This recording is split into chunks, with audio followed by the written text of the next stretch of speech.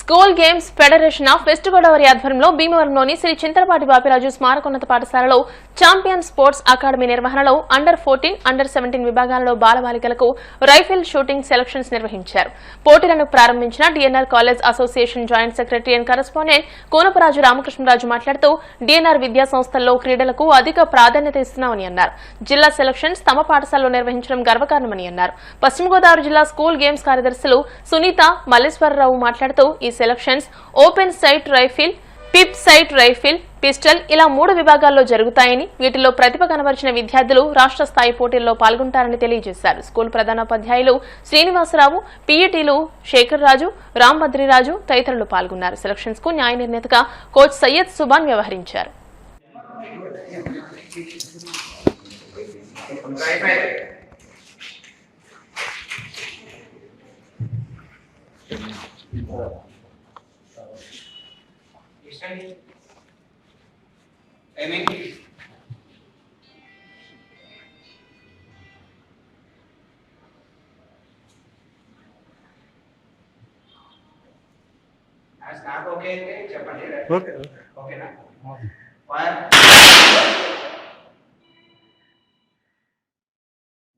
Selection సందర్భంగా rifle shooting SAH బేరం స్కూల్లో జరపడం మాకు ఆనందదాయకంగా ఉంది.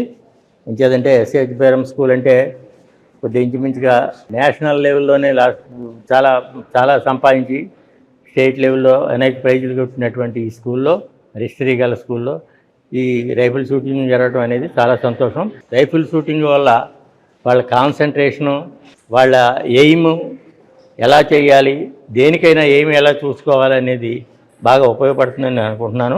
లాస్ట్ ఇయర్ కూడా ఇక్కడే జరిగింది.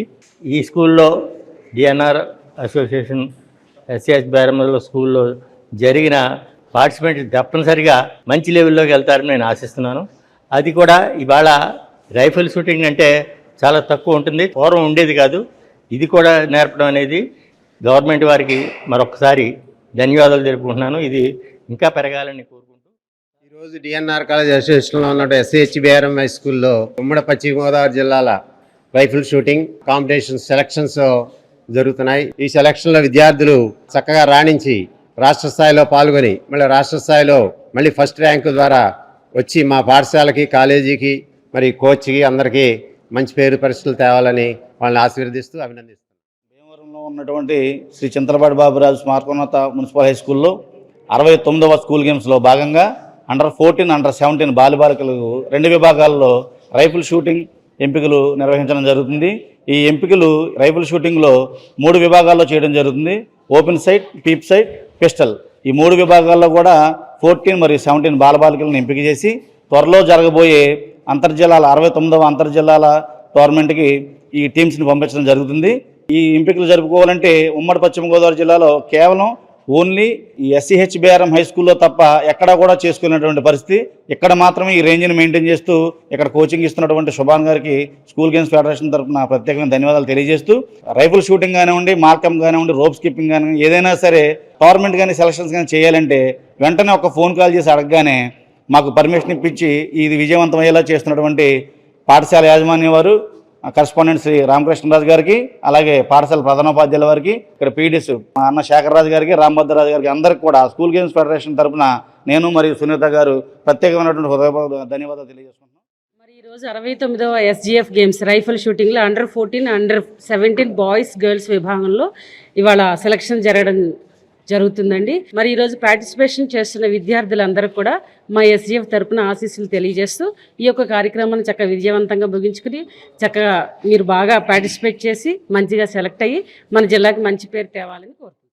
ఉమ్మడి పశ్చిమ గోదావరి జిల్లాల under 14, under 17 rifle shooting district selections Chintalapati Bapiraju స్మారకోన్నత పాఠశాలలో నిర్వహించడం జరుగుతుంది.